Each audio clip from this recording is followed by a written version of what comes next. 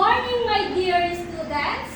Good morning, Miss Quaresma. We're glad to see you. I'm glad to see you too. So let's start this day with a prayer. Rolling Heart, can you please lead the prayer? Okay, teacher. In the name of the Father, the Son, the Holy Spirit, Amen. Angel of God, my guardian dear, to whom God's love leads me here. Ever this day, be at my side, to light and guard, to rule and guide. Amen. Father, the Son, the Holy Spirit, Amen. Thank you, Rolling Heart. Before you take your seat, please pick up those pieces of paper under your chair and arrange it properly. Are you done? Yes, teacher. Okay, you may now take your seat. So I have here a classroom rules. So the first one, everyone please read. Keep your class clean. Keep your class clean. It helps to minimize to spread the germs. Second one, everyone please read. Raise your hand when you want to participate. Or if you want to answer my question. The third one, Listen when someone is speaking. because it shows to respect to your teachers. And last, Do your best. Always do your best. Now I'm checking your attendance. Instead of saying present, please say your favorite name of animals if your name is being called. Jimboy, Tanggol. Rolling, Moy, Gian. Jaguar. Before we proceed to our new lesson, let's have a recap first about our lesson yesterday. Who among you can still remember our lesson yesterday? Teacher, Yes, Jimboy. our lesson yesterday is all about adverb, teacher. Very good. We have tackled about adverb. It is to use to change, describe, and add more information about verb in a sentence. So, who can give me the example of adverb? Yes, Rolly. Shorty, teacher. Very good. Another? Teacher, Jimboy. loudly. Very good. Because you really understand our discussion yesterday. So stand up everyone and give yourself an excellent clap. Did you know how to do an excellent clap? No, teacher. Okay, I will do it first and you can follow after me. So 1, 2, 3. 1, 2, 3. Excellent clap. 1, 2, 3, go. 1, 2, 3. 1, 2, 3. Excellent clap. So you may now take your seat. Before we proceed to our next lesson, let's sing a song first. Do you want to sing a song? Yes, teacher. Very good. This song entitled On In Under By. All you have to do is listen carefully and cooperate with me. I'll sing it first. After that, we will sing it together. I have here a box, and this day, imagine this is an A spider. On, in, under, by. On, in, under, by. On, in, under, by. Where is the spider? On. Let's sing together. On, in, under, by. On, in, under, by. On, in, under, by. Where is the spider? On. Next. On, in, under, by. On, in, under, by. On, in, under, by. Where is the spider? In. Again.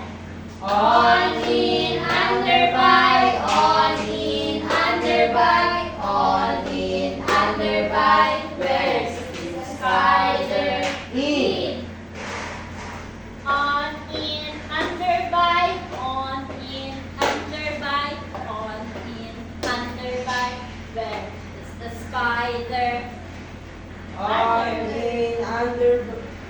On, in, under, by. On, in, under, by. On, in, under, by. Where's the spider? Under. On, in, under, by. On, in, under, by. On, in, under, by. Where is the spider? By. On, In, under, by. On, in, under, by. On, in, under, by. Where's the spider? By. Okay, everybody. On, in, under, by. On, in, under, by. On, in, under, by. Where's the spider? Very good. Did you enjoy the song? Yes, teacher! Because you are good in singing, give yourself an excellent clap. Did you know how to do it? No, teacher! It goes like this. 1, 2, 3, 1, 2, 3. Excellent. Okay. Just stand up, class, and do it together. 1, 2, 3, 1, 2, 3. Excellent!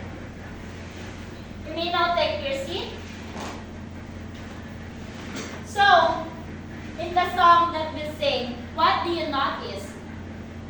Teacher, Ronnie. there's a lot of on, in, under, and by, teacher. Very well said. So, our topic for today is all about preposition. Wow.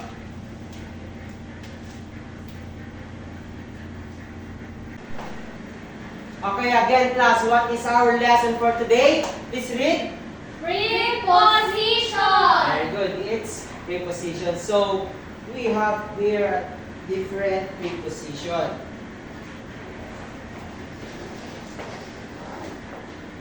So, what is preposition? First, please read. A preposition is a word that relates a noun or pronoun to another word in a sentence. The word preposition means place before nouns or pronouns. The preposition serves to show the relation between the noun or pronoun and some other word or words in the sentence. Thank you, class. So, class, a preposition is a word that relates a noun or pronoun to another word in a sentence. So, first, what is noun again? Teacher, Okay, Rolly. a noun is a name of place, things, events, or animals. Okay, thank you, Rolly. Very good. So now, what is pronoun? Can you give me an example of pronoun? Okay, Rolly again.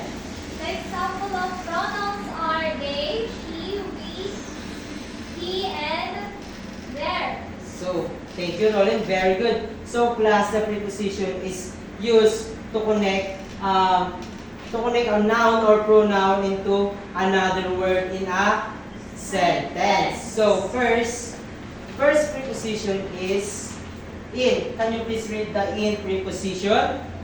In means inside of a container, place, or area, and it has many type functions such as expressing place and manners.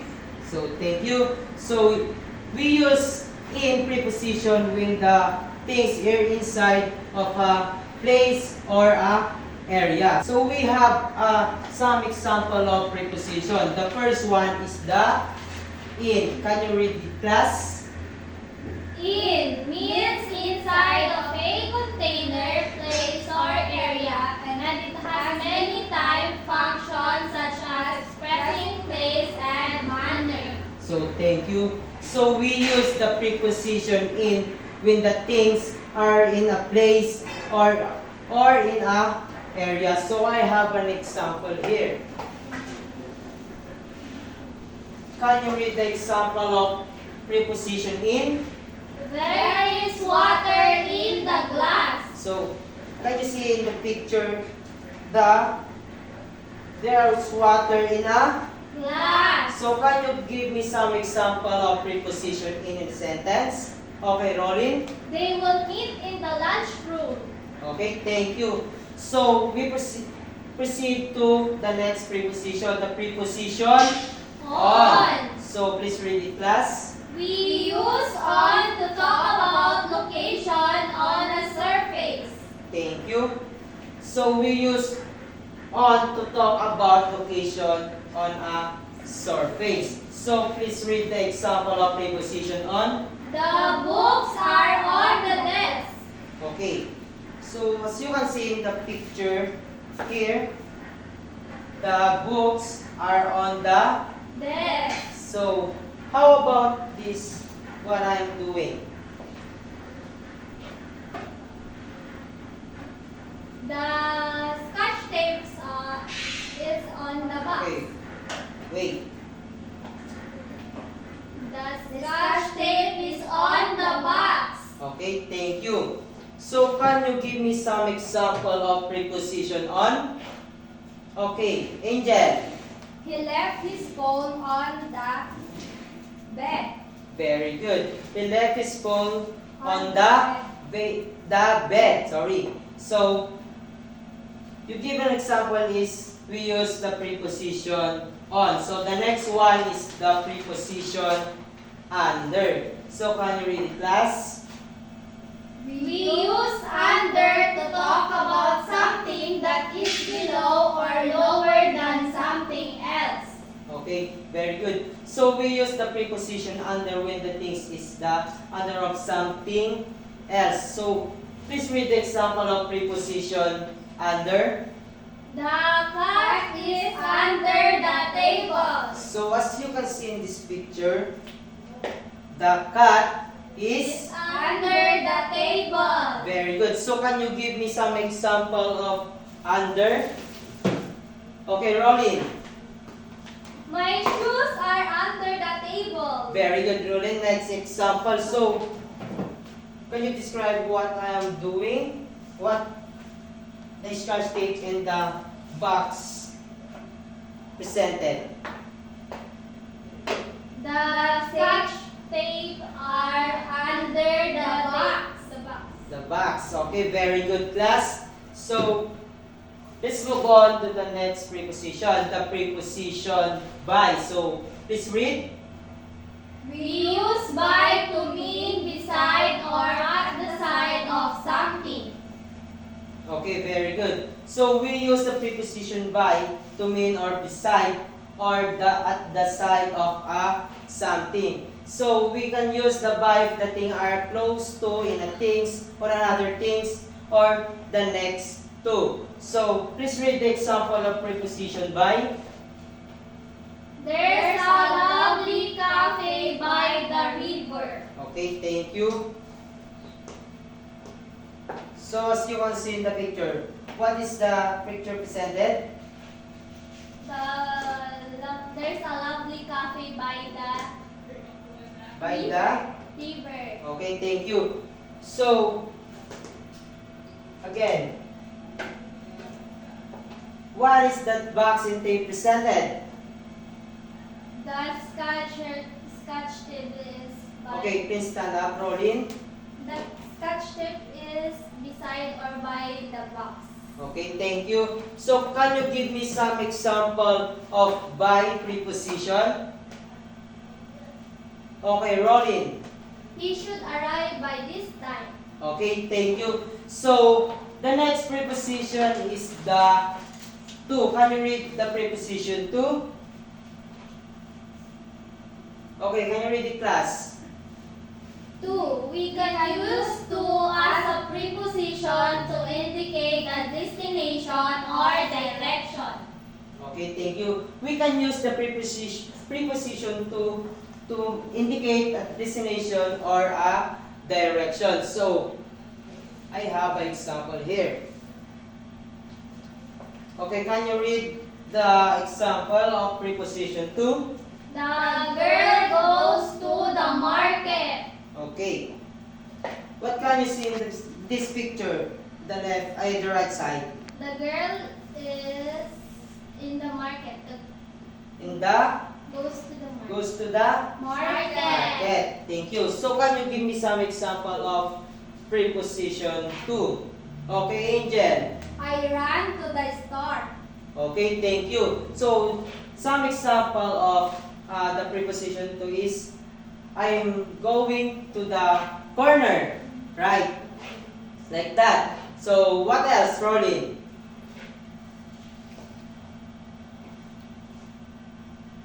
Okay, Rolin? Okay, thank you. Another one is I'm going to the school every day. Like that. Right, class? Yes, teacher. Okay. Okay, let's proceed to another preposition. The preposition true. Can you read it, class? It is used to indicate from one end or side of something to other. Okay, thank you. So true is used to indicate from one end or side of something to the other. So I have an example here.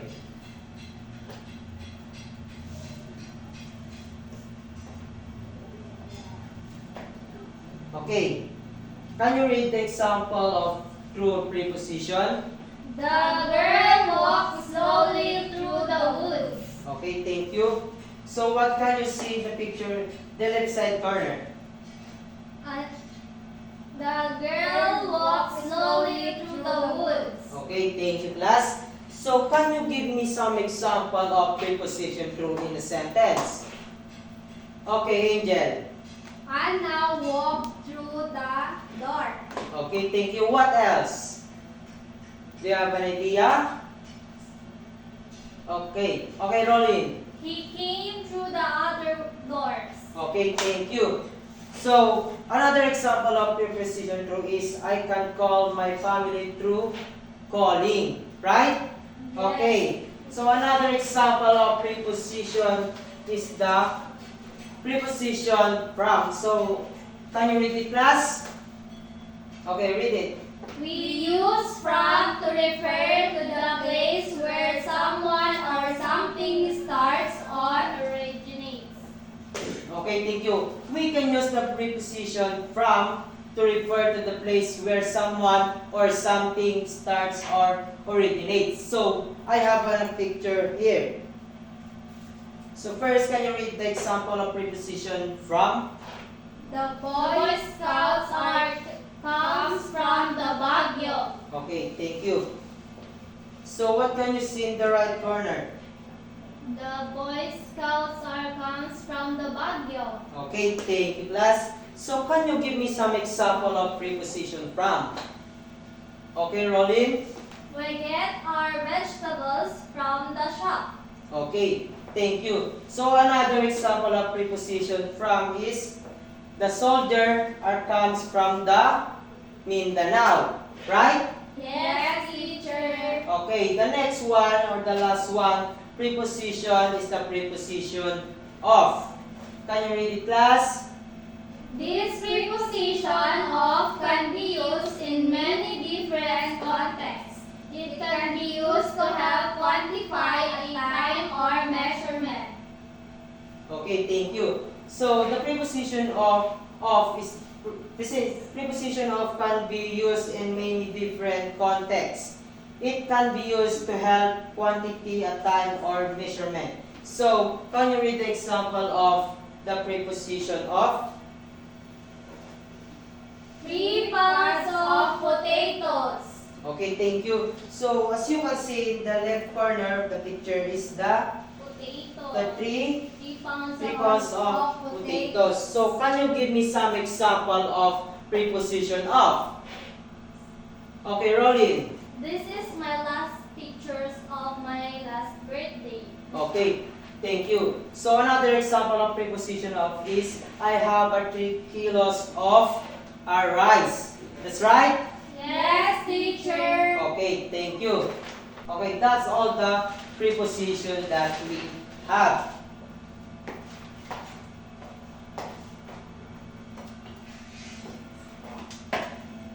So class, did you understand our lesson for today? Yes, teacher. Okay, now do you want me to read a story?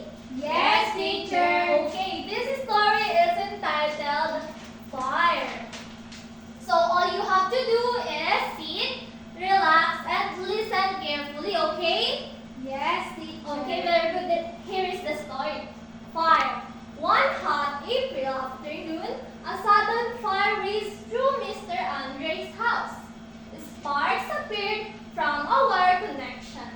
Then a blaze sprang to the wooden ceiling. Soon, the fire roared through the entire house. Anton and his family rushed to the scene. They carried pails of water to put out the fire. His uncles helped carry futures and appliances out from the house. Soon, fire trucks arrived and directed their hoses on the flames. Before long, the fire died down and everyone gave a sigh of relief. Okay, did you enjoy and understand our lesson for our story for today? Yes, teacher. Okay, did you notice or identify where is the preposition in the story? Yes, teacher. So who wants to underline the prepositions in the story? Yes, Angel. Please underline the preposition in the story. Okay, the preposition true. Very good. Let's give Angel 3 claps. 1, 2, 3. Okay, Gian, can you underline the other prepositions in the story?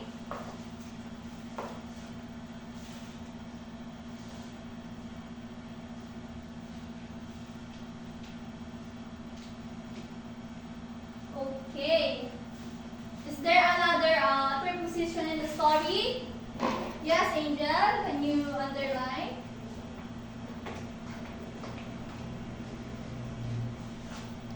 Okay, very good. So, if you really understand our lesson for today, please answer this activity.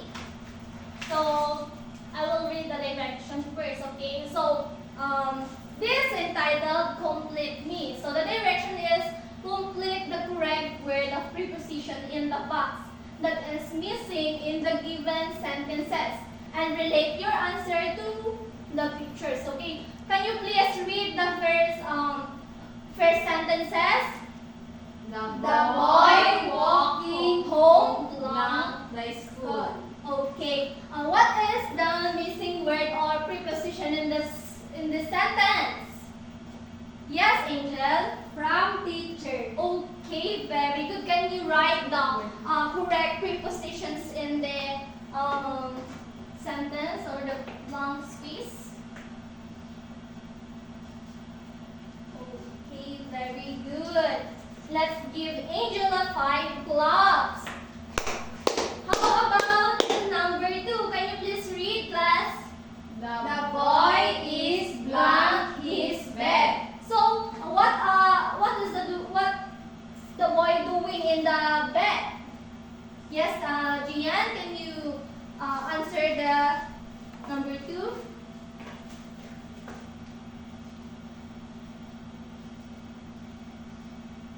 Okay, very good. Let's give Gian 3 claps. 1, 2, 3. So, can you please read the number 2? The boy is under his bed. Very good. So, number 3. Can you please read? The girl is playing. She is blank the box. Okay. Who wants to answer number 3? Yes, Angel.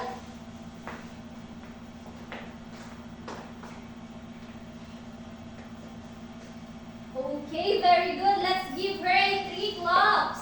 1, 2, 3. Again, can you please read? The girl is playing. She is in the box. Okay, very good. Another. Who wants to answer? Can you please read first? The raccoon. Okay. Again.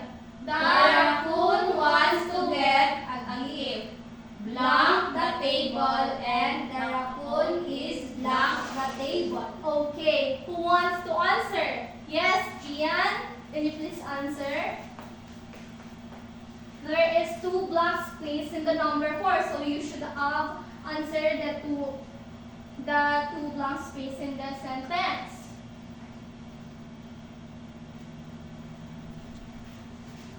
Okay, very good. Let's give Gian 3 claps. 1, 2, 3. Okay, can you please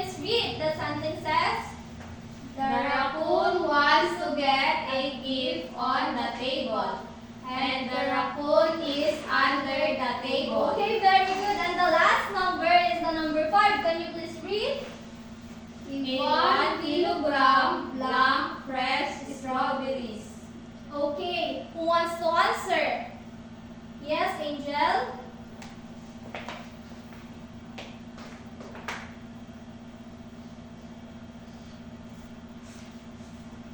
Okay, very good. Can you please read? 1 kilogram of fresh strawberries. Okay, but I guess you really understand our lesson for today. So please stand and let's do the angling clap. Do you know how to do it? No, teacher. Okay, please stand and I will teach you how to do it. So I will do it first. So this is how it goes. So 1, 2, 3, 1, 2, 3, ang galing. Okay, very good. Okay, next. 1, 2, 3, go. 1, 2, 3, 1, 2, 3, ang galing. Okay. Now, if you really understand our lesson for today, again, what is preposition? Who wants to answer? Please raise your hands. Yes, yes, Angel. Preposition is use the word on, in, under, by. Very good. So, how about when do we use the preposition on? Yes. Rian? Preposition on? When do we use preposition on? The books are on the desk. Yes, very good. We use the preposition on when that things or something is on the surface. Okay, very good. That's an example of preposition on. For your second activity, choose a correct preposition in the box below to complete the sentence. Who wants to answer number 1? Rolin?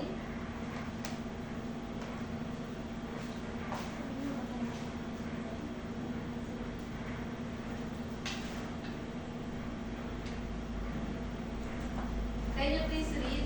Laika is sitting on the grass beside the tree. Okay, very good. Who wants to answer number 2? Angel?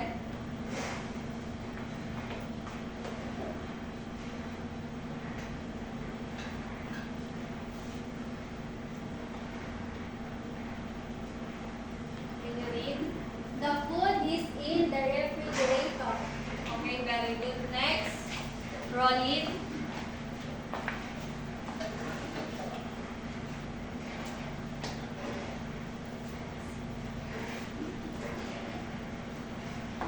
We came from the beach resort last week to celebrate our reunion. Number 4, who wants to answer? Angel.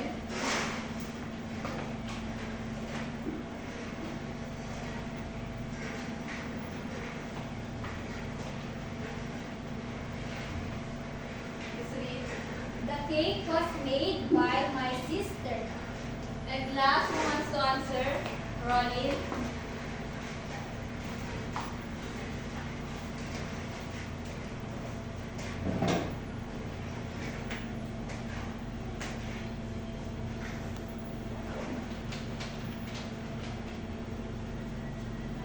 They carried pails